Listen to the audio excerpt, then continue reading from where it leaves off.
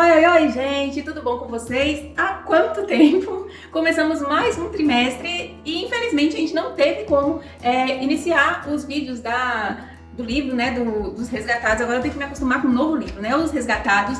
Não tivemos como iniciar esse livro dentro do prazo certinho porque eu estava viajando, voltei recentemente, mas enfim, não vamos entrar, né, para não deixar esse vídeo mais longo do que ele já vai ficar, porque a gente tem muita coisa para falar hoje. Mas sejam muito bem-vindos ao vídeo dessa semana. Olá, sejam bem-vindos, estamos de volta e vamos aqui em mais uma maratona nesse livro maravilhoso aqui que você vai ter a oportunidade de estudar durante esses dias, né? Então hoje nós vamos fazer um breve resumão aqui do passado, porque ficou alguns capítulos passados a gente não conseguiu fazer os vídeos. Vamos fazer um rápido resumo só para você entender mais ou menos o contexto, né? Para a gente não entrar assim do nada no meio do caminho. Vamos falar um pouquinho do assunto dessa semana também. Exatamente. Mas antes da gente entrar no assunto, né, do livro, eu só queria lembrar você que se ainda não é inscrito no canal, para não perder mais tempo, se inscrever. Também deixe seu like aqui no vídeo, porque isso ajuda muito o nosso canal. Deixe seu comentário, porque um dos propósitos desses vídeos é que a gente possa trocar uma ideia. Não só nós dois aqui e você, mas as outras pessoas que estão assistindo também vão ler seus comentários, vão poder comentar também, então deixe seu comentário aqui. E também compartilhe esse vídeo com seus amigos, assim eles também vão ter acesso à Palavra de Deus através desses vídeos. Bem, como a gente disse, a gente vai começar hoje o livro Os Resgatados, que nada mais é do que o livro Grande Conflito na linguagem de hoje. E vamos falar brevemente sobre os primeiros 4 capítulos, que é o capítulo 1 e 2, referente à primeira lição do trimestre, 3 e 4, a segunda lição do trimestre, e depois a gente entra no assunto dos capítulos 5 e 6, que é a lição dessa semana, a terceira lição do trimestre. Bem, o capítulo 1 tem o título Uma Previsão do Destino do Mundo. E aqui a gente tem a cena em que Jesus ele está contemplando, né? Aqui a gente comenta um pouquinho desse momento em que Jesus está contemplando Jerusalém e ele chora. E ele chora porque não pelo que vai acontecer com ele em breve, né? Porque ele sabe que ele vai morrer em breve, né? Vai ser crucificado, mas não é por isso que ele está chorando. É porque ele está vendo todo o esplendor do povo que ele escolheu para ser o povo representante dele aqui na Terra, e ele sabia já o futuro que seria daquele povo que o rejeitou. Isso mesmo. Ele até menciona uma frase muito interessante. Ele fala assim: Jerusalém, Jerusalém, quantas vezes quis eu ajuntar vocês como uma galinha junta os seus pintinhos. Jesus demonstra aqui que ele sempre trabalhou para a união de Israel, para a salvação, para que eles se arrependessem, mas eles parece que queriam se espalhar, né? Não queriam, como pintinhos, ficar debaixo da asa do Pai, da proteção do Pai, né? E Jesus está falando: e quantas vezes eu quis proteger vocês como uma galinha abraça os pintinhos, mas vocês não quiseram. Então eles estavam caminhando para um caminho agora sem volta, eles estavam se dispersando, e muito em breve a proteção que eles tinham ia ser retirada deles, eles não teriam mais, porque eles estavam fugindo dessa proteção, e a calamidade ia cair sobre eles, né? Exatamente. Mas por que Ellen White começa o seu primeiro capítulo do livro Os Resgatados, que é o grande conflito, falando de algo lá do passado, de quando Jesus ainda estava vivo, antes de Jesus morrer? Porque a gente sabe que o grande conflito está falando da reforma protestante, né? Porque quem já conhece o livro sabe que está falando sobre a reforma, as pessoas, as mudanças que aconteceu e os últimos dias aqui na Terra, né? É o grande conflito, está falando sobre a história desse grande conflito através das eras até o final, quando Jesus voltar. Mas por que Ellen White começa falando sobre isso? Eu vou ler um texto que fala, que já nos dá essa resposta. O grande pecado dos judeus foi rejeitar a Cristo. O grande pecado do mundo seria rejeitar a lei de Deus, o fundamento de seu governo no céu e na terra. Então aqui a gente entende que lá no passado, quando Jesus olhou para Jerusalém e chorou, é porque eles tinham rejeitado a Cristo e eles receberam condenação por isso. E, infelizmente, nosso mundo, muitas pessoas também serão condenadas, o nosso mundo vai ser condenado porque rejeitaram a lei de Deus. E isso a gente vai ver nos próximos capítulos como é que foi essa rejeição e também que sempre houve um remanescente que permaneceu fiel e que vai receber depois a recompensa no final. Isso mesmo, assim, entre aspas, o mundo não está rejeitando a Cristo, porque todo mundo quer ser cristão. Exato, aqui está falando a lei agora. Mas a lei de Deus está sendo rejeitada. É como se estivesse rejeitando o próprio Cristo, mas assim mantém uma roupagem de que são cristãos, mas a lei é desprezada, né? Exatamente. Agora o capítulo 2, que também fazia parte do estudo da primeira lição desse terceiro trimestre, o título é Os Primeiros Cristãos Leais e Verdadeiros. Vem falando aí dos primeiros cristãos leais e verdadeiros, por quê? Porque também existiam os primeiros cristãos, que não eram leais e verdadeiros. Sempre houve, né? Não é assim? Fiéis e infiéis. Exatamente. Quando na lei de Deus, Deus fala, lembra-te do dia de sábado, você está mandando lembrar porque iria ser esquecido. Quando fala assim, para a gente tomar cuidado com os falsos profetas. Quando na Bíblia fala isso, é porque também existirão nos últimos dias verdadeiros profetas, como nós cremos que Ellen White... Exatamente, Deus fala pra gente tomar cuidado nos últimos dias com os falsos profetas. Então é porque também existiriam verdadeiros. E a gente, né, crê que Ellen White era uma dessas, né, um desses profetas verdadeiros que apareceriam, ou seria só ela, ou se apareceriam outros, mas enfim, ela seria uma das verdadeiras porque existiriam também falsos. E aqui quando fala que esse capítulo está tratando sobre os primeiros cristãos leais e verdadeiros, é porque também teriam os primeiros cristãos desleais e falsos. Então, esse capítulo fala sobre essas duas classes de pessoas.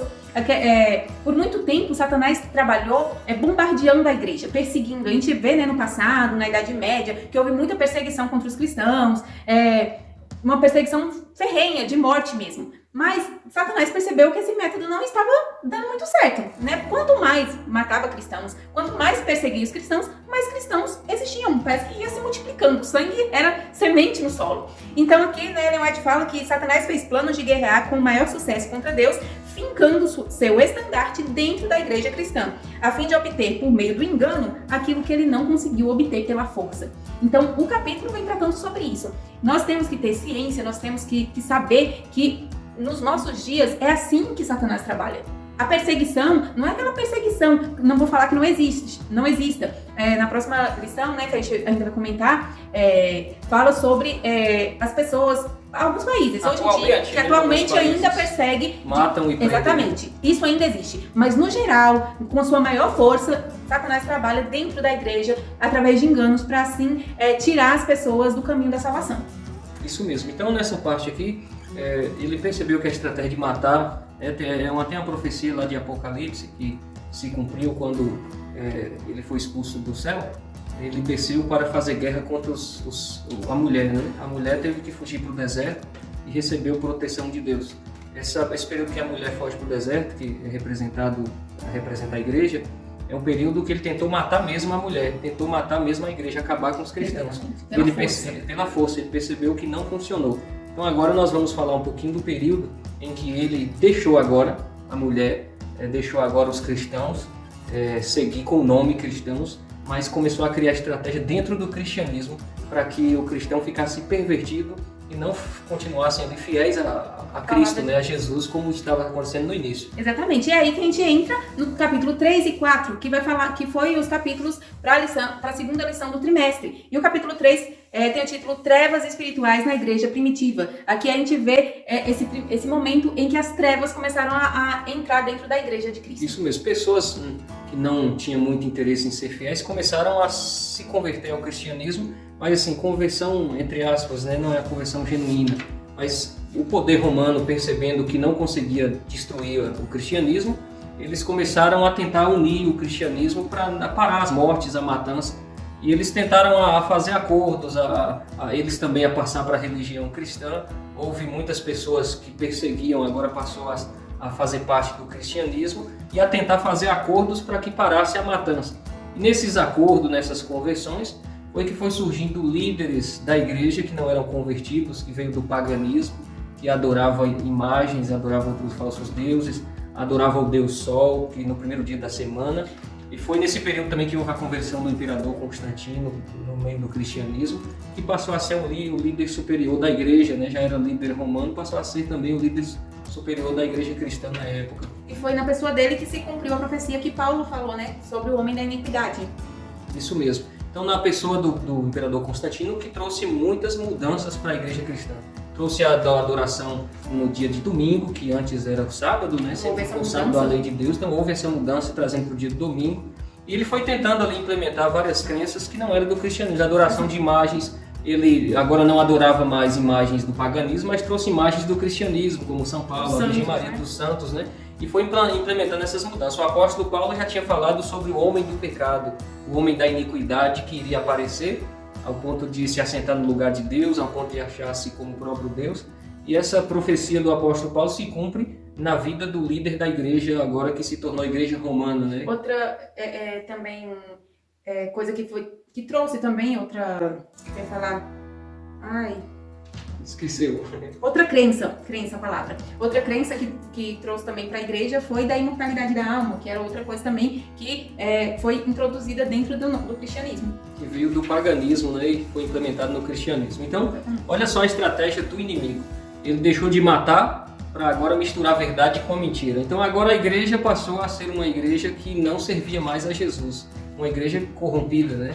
É lógico que Deus teve o seu povo fiel em todas as eras. Sempre um grupo não cedeu às tentações do diabo, mas a maioria em si, nessa época, se contaminou com os ensinos de Roma, agora que estava misturado com o paganismo. E dentre os grupos que não se contaminaram, o capítulo 4 vem falando sobre os valdenses que defenderam a fé. Então, o capítulo 4 está falando de um desses grupos que permaneceram fiéis, mesmo com toda essa mistura do paganismo dentro do cristianismo. Os valdenses eram um grupo de camponeses, eram pessoas rurais, né, de zona rural, que permaneceram fiéis à palavra de Deus. E um dos benefícios que a gente tem, assim, que permaneceu devido ao trabalho dos valdenses é a exaltação da escritura, da palavra de Deus. Os valdenses, eles ensinavam os seus filhos desde muito pequenos as palavras das escrituras, eles prezavam muito pelo ensino da escritura. E Ellen White comenta aqui que muitos deles sabiam recitar trechos do Antigo e Novo Testamento de cor, que eles decoravam mesmo a palavra de Deus. E uma das contribuições mais importantes deles também foi a distribuição da palavra para as pessoas. Eles copiavam trechos, a Bíblia como um todo, mas também trechos para a língua falada. Então, foi uma das contribuições, das principais contribuições dos valdenses, que levou depois que os reformadores também tivessem acesso e pudessem fazer o trabalho deles posteriormente. Então a gente chega agora no capítulo 5, a luz entra na Inglaterra. E aqui vai falar um pouquinho sobre a obra de Wycliffe, que se opôs a Roma e começou a pregar a palavra de Deus conforme ele entendeu agora, né, o que era correto. Isso, Wycliffe era um camarada muito inteligente, ele aprendia as coisas assim, piscar de olhos. Ele era capelão de um reino, ou seja, ele passou a ser capelão uma época para poder ensinar religião pro rei, para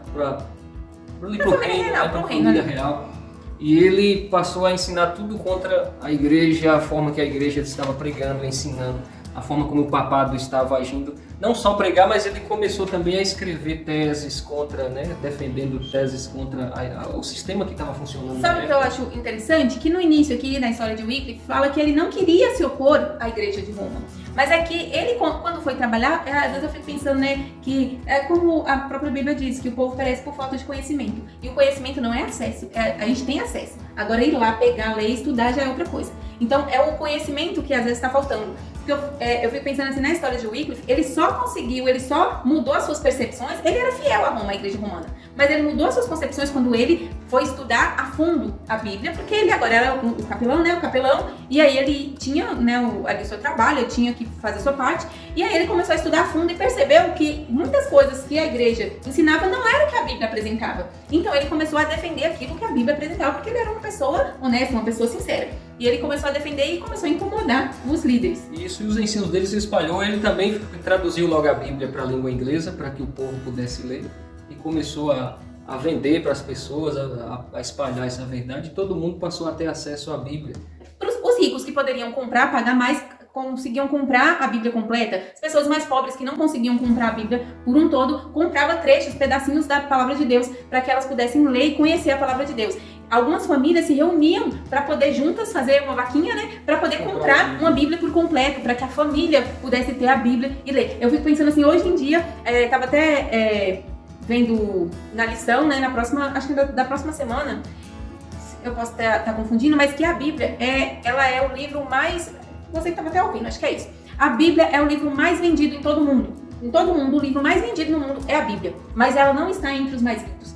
Então eu fico pensando que a gente tem tanto acesso à Bíblia hoje e as pessoas não têm o desejo de ler, de conhecer a palavra de Deus. E naquele tempo as pessoas não tinham acesso. A igreja, ela tornou como lei que só que a Bíblia deveria ser lida e ensinada na língua em latim, na língua que o povo não sabia, só os líderes religiosos que conheciam aquela língua. Então, eles não tinham acesso. Então, quando eles começaram a ter acesso, nem que seja a trechos, a pedacinhos da palavra de Deus, eles faziam um sacrifício. Era uma felicidade muito para grande, obter né? aquilo e consumir, e conseguir aprender. E as pessoas passou a conhecer os abusos que a Igreja Romana estava cometendo contra o povo, né? Como eles tinham distorcido as verdades bíblicas. E assim foi muitas vezes que a igreja tentou matar ele. Eles fizeram armadilha, algumas vezes esperando em que ele caísse e ele de repente conseguia se esquivar. E ele conseguiu chegar a uma idade assim bem avançada, né? Ele ficou senhor já de idade, adoeceu também, não tinha mais aquela força toda para estar lutando. Mas assim, uma das coisas importantes que aconteceu é que Roma não conseguiu matar ele. Ele morreu de forma assim, natural, ele estava doente, né? Acabou falecendo. Mas tanta perseguição que teve contra ele não conseguiu tirar a vida dele, né? Eu achei interessante porque eles pretendiam assassiná-lo de forma cruel e dolorosa. E a Ellen White aqui comenta que em toda a vida dele, Deus o protegeu. E não ia ser diferente agora. Que nesse último momento ele ficou doente porque ele foi preso, ele sofreu maus tratos, foi preso em calabouço, essas coisas. E aí ele ficou doente e acabou morrendo por causa, né, da debilidade da saúde dele. E mesmo assim ele já estava com mais de 60 anos de idade, então ele viveu uma vida completa. Eu achei interessante aqui que ele comenta, né, que todo o sistema, depois de um tempo que ele começou a perceber os abusos da igreja, ele fala aqui que, por exemplo, que uma das coisas que acontecia, que as doações que deveriam ajudar os pobres e doentes iam para os montes. A riqueza dos frades crescia constantemente. Suas construções magníficas e mesas luxuosas e fartas tornavam ainda mais óbvia a pobreza crescente na nação. Você via muito contraste entre a riqueza da igreja e a pobreza, né, que tinha ali na nação. Aqui ele chega a falar que em um dado momento que todo o sistema era falso e que deveria ser abolido. Todo o sistema estava corrompido. E ele ainda afirma que o orgulho e o engano eram os deuses de Roma. Não era mais Deus, eles não tinham Deus como, né, o Senhor Supremo, mas que o orgulho e o engano agora eram o Deus de Roma. E por isso as pessoas deveriam, né, sair da igreja e buscar aprender o que a Bíblia realmente ensinava e não ir por aquilo que a igreja e os líderes ensinavam. As Américas aí que foram conquistadas futuramente, a fé, o cristianismo que veio fortalecer as Américas, veio derivado aqui dos ensinos de Wycliffe, nessa época que conseguiu trazer grandes verdades e tamanha disposição de aceitação ao povo inglês, né?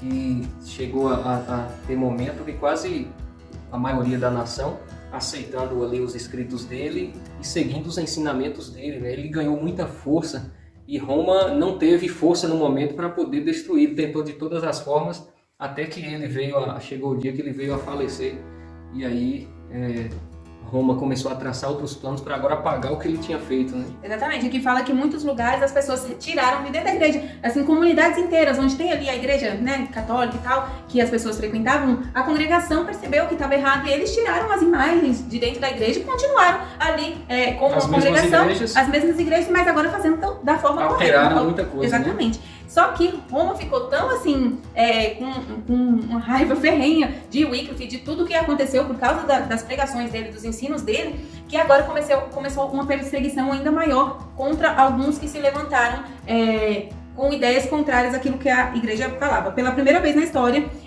da Inglaterra, a lei passou a condenar à estaca os discípulos do evangelho. Todas aquelas pessoas que continuaram seguindo os ensinos de Wycliffe seriam condenados à estaca, lá na Inglaterra. E é nesse contexto que a gente conhece agora outros dois heróis que são apresentados no capítulo 6, que tem o título Dois Heróis Enfrentam a Morte. Né? A gente já sabe aqui que quem seguisse Wycliffe estariam condenados, e a gente vai conhecer a história de dois desses seguidores daquilo que Wycliffe ensinou e que foram também perseguidos e posteriormente condenados. Um deles foi John Hus. Eu não sei como é que fala. Eu também não sei muito ler essa língua não, mas a gente chama de John Hus, né? John Hus. John Hus, ele nasceu num lar humilde, uma pessoa humilde, e depois da morte do pai dele, ele ficou órfão de pai, né? E a mãe era muito devota e acreditava que deveria dar maior importância à palavra de Deus, e ensinou ele desde cedo ali a ser uma pessoa fiel a Deus. Então, a gente começa aí ele com uma educação cristã no lar. Isso. Foi muito bem educado, estudou nas melhores escolas e passou a ser servidor da igreja. E ele começou também a perceber no estudo da Bíblia que Roma estava errada, que a igreja romana estava ensinando coisas ao contrário da Bíblia.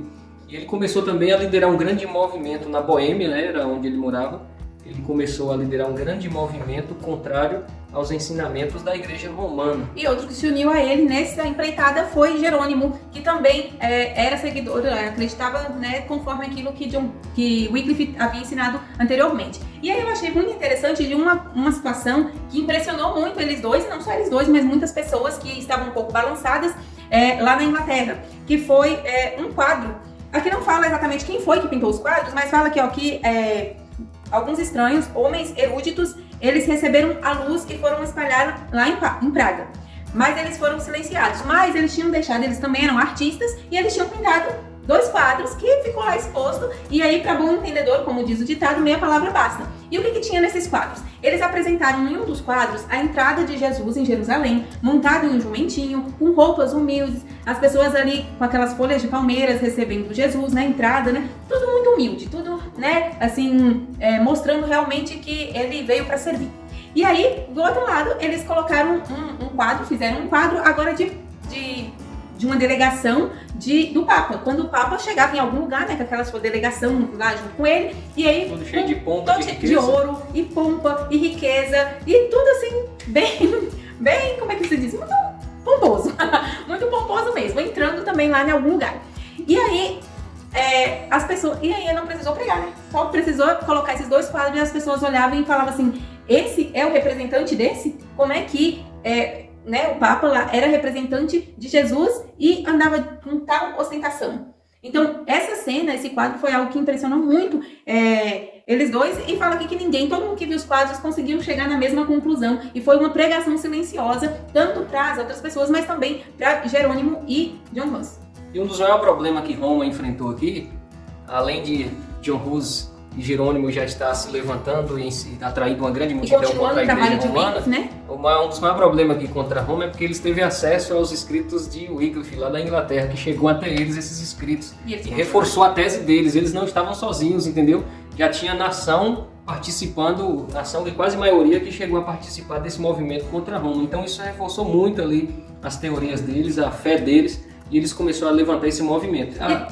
Eu ia falar que teve um outro problema também que atrapalhou bastante a situação dos papas. Sim. Que eu falo dos papas, por quê? Porque nesse interim, o Papa, eu esqueci o nome, Gregório, estava tendo uma campanha política. Sim, é porque o Papa atual tinha morrido. Estava uma grande competição entre os candidatos que seria o novo Papa, né? E nesses candidatos houve uma briga muito grande, uma disputa muito grande, né? A gente tinha 3 papas competindo pelo cargo. E aí, dentre esses 3, chegou um momento em que eles não se contentaram em ficar debatendo, um acusava o outro de anticristo. E aí eles chegaram no momento que eles... Aí, tipo assim... Essa foi brincadeira, né? Aí, tem um comentário que fala assim, talvez os 3 estivessem certos. Né? Que um acusava o outro de anticristo. E aí eles ficaram nessas acusações, um acusando o outro de alguma coisa. E chegaram um momento que eles não se contentaram com as acusações e resolveram levantar exércitos. E eles, cada um, começou a unir soldados. E para isso eles precisavam de dinheiro. E como é que lá a igreja naquela época conseguia dinheiro? Começaram, né, esses papas, eu não sei muito bem como é que funciona, mas eu sei que cada um que era candidato a papa, eles eram um líder em determinado local. Cada um liderava uma região. Então ele tinha autonomia para lidar com as questões na região que ele era o líder. Então o que cada um começou a fazer? Começaram a cobrar muito mais indulgências para arrecadar dinheiro, porque eles precisavam de bastante dinheiro. E aqui fala que, eles começaram a vender dons, ofícios e a bênção da igreja para as pessoas, para que eles pudessem arrecadar dinheiro para financiar o exército, para poder competir com outro líder religioso para ser o Papa. É isso mesmo. E John Hus escapou por pouco aí, porque uma época dessa de campanha que ele estava sendo já condenado pela igreja, pelo Papa, que era para ele comparecer e provavelmente seria a morte dele, foi justamente numa época dessa de eleição que começou esse movimento e eles deixaram um pouco quieto. Exatamente. A situação de John Hus foi o momento que ele continuou o seu movimento, né? Escapou da morte. Mas enfim, o dia chegou. Ele vai falar mais alguma coisa? Não, eu ia falar que o dia chegou, sim, mas lembrando que além de eles prenderem ele, ainda cometeram não é uma traição, mas eles não seguiram a lei, porque John Hus, ele tinha um salvo-conduto do rei. Com esse salvo-conduto, ele poderia transitar, andar, né, ali pelo império, ali, pelo país, sem ser incomodada. A igreja não poderia pôr a mão nele, mas eles não quiseram saber e passaram por cima do salvo-conduto do rei para poder prender John Hus. Isso, prendeu ele, condenaram, fizeram de tudo para ele se retratar, para ele se arrepender. E ele tinha convicção do que ele estava seguindo, do que ele estava ensinando, e preferiu encarar a morte. Assim foi condenado à morte. Foi queimado numa fogueira, na praça, num local público, né? E ali foi um momento muito emocionante, porque ele cantava enquanto ele era queimado. E fez várias outras declarações. Eu até quero aconselhar que, se você tiver um livro aí na sua casa, ou livro físico, ou em PDF, que você leia esse trecho, porque eu achei muito tocante, muito bonito. E a gente está comentando aqui, mas a gente não está lendo, né, todas as declarações que ele fez, tudo que ele falou, que é realmente motivador. Isso mesmo, foi condenado à morte e morreu cantando numa fogueira. Mas sobrou um cara vivo ainda. Jerônimo. Quem é outro? Jerônimo. Jerônimo continuou a pregação, continuou usando os escritos de Wycliffe, continuou o movimento de John Hus, e a perseguição agora começou contra ele. Sim, ele ficou sabendo que o John Hus tinha sido preso e tinham passado pelo salvo-conduto dele, e ele ficou muito preocupado. Ele foi até lá, a cidade onde John Hus estava. Só que ele não tinha salvo-conduto, o outro John Hus tinha. Quando ele chegou lá, ele se deu conta da besteira que ele tinha feito, que ele se colocou em perigo, indo para um lugar onde tinham pego John Hus. Ele tentou escapar, fugir de lá, só que não conseguiu. E aí prenderam ele também e começaram a interrogá-lo, né, querendo que ele também se retratasse. E parece que a cadeia era pior do que a morte, porque acho que era um negócio tão feio, tão ruim, tinha tão tortura, né? ele adoeceu e quase morreu. Dá a entender no texto que, se ele tivesse morrido na cadeia, era até mais... Era pior o castigo. Ou o castigo dele ter sobrevivido, passado pela cadeira, foi pior do que o da morte, porque a cadeia era algo terrível ali para ele. Era tão terrível que ele ficou tão assim fragilizado, que chegou um momento que ele não aguentou mais a pressão e acabou se retratando daquilo que ele acreditava. É mais ou menos assim, ele se retratou: não, eu arrependo de tudo e tal, eu não vou falar mais contra a igreja. O que o Aí a igreja fala: então coloca ele na cadeia lá, que depois tem mais umas perguntas e vamos liberar ele, porque ele se retratou. Quando ele voltou pra cadeia, que ele parou para analisar a situação, ele falou: rapaz, eu fiz besteira, como é que eu fui me retratar de uma coisa tão importante, de uma coisa que morreu por isso daí, era o meu melhor amigo, era quem eu defendia a causa junto, eu não posso fazer isso não. Então, quando veio o próximo interrogatório... Foi quase um ano depois. Quase um ano depois que ele estava na cadeia, ele já chegou e já falou assim: olha, se tem um pecado maior que eu cometi na vida, foi aquele dia que eu me retratei. Aquele é o pecado maior que eu tenho, eu estou arrependido, eu não mais me retratarei. E ali fizeram vários apelos para ele não se retratou. Permaneceu firme. Condenou ali os crimes da igreja e foi levado à fogueira, da mesma forma que John Hus foi, ele foi também levado. Ele foi conduzido cantando, ele estava falando frases em louvor a Deus. E quando a pessoa, o soldado, foi colocar fogo ali por trás dele, ele falou: não, coloca na minha frente, se eu não tivesse com medo eu não estava aqui. Olha que coragem, que fé, né? Nesse momento ele perdeu todo o medo que ele teve lá atrás, agora ele não tinha mais medo. Do discípulo, né, do apóstolo Pedro, que foi pediu crucificar ele, de cabeça para baixo. Crucifica de cabeça para baixo. E agora Jerônimo fala: se eu tivesse com medo, nem aqui eu estaria, então pode botar fogo na minha frente, né? Antes de você finalizar, eu só queria ler um trechinho para finalizar aqui minha parte, que fala sobre foi uma declaração que um católico zeloso descreveu o martírio de Hus e Jerônimo. Foi a forma que ele presenciou as duas mortes, e aí agora ele falou com suas palavras o que ele viu naqueles dias. Eles se prepararam para o fogo como quem se arruma para uma festa de casamento. Não deram nenhum grito de dor. Era como se eles estivessem indo encontrar com Deus. Olha só. Eles tinham essa convicção, que eles estavam indo, mas já iam encontrar com Deus. Ou seja, tinha a próxima vez que eles abrissem os olhos, né, eles já veriam a face do Senhor. Amigos, essas histórias, por que talvez não está acontecendo hoje aqui no Brasil? Porque a verdade está misturada com a mentira. O mundo misturou com o cristianismo. Por isso não há tanta perseguição, mas o dia que houver um reavivamento dos crentes para afirmar na verdade... E quem estiver tomando decisão... Quem tomar a decisão ao lado de Deus e da lei de Deus, porque nós falamos aqui sobre a lei de Deus. O dia que o cristianismo, ou uma parte do cristianismo, decidir obedecer e ser fiel, a perseguição começará. E você está preparado, como John Hus, como Wycliffe, como Jerônimo, para não negar a fé? Nós, espero que... Vamos orar por isso. Seja na nossa geração a volta de Jesus, e se for na nossa geração, nós passaremos por isso. Então, como é que você vai estar forte para vencer esses momentos difíceis? É começando agora, é estudar a palavra de Deus agora, porque você vai ter argumento do que você estudou, você vai ter conhecimento do que você buscou. E você precisa fazer isso agora para que no dia você tenha convicção daquilo que você está fazendo. Que Deus te abençoe e nos dê fé para suportar esses momentos difíceis. Amém. Vamos orar? Oremos.